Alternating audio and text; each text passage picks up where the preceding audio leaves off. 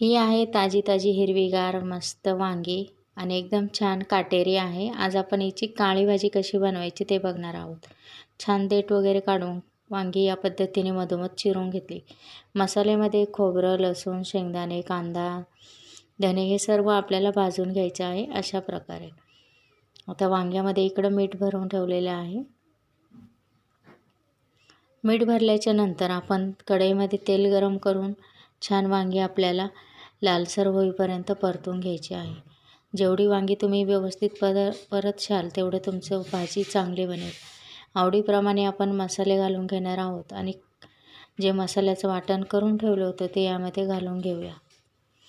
छान मस्त तेल सुटेपर्यंत आपल्याला हे मसाला शिजून घ्यायचा आहे. अशा पद्धतीने चवीनुसार मीठ घालून घेऊया.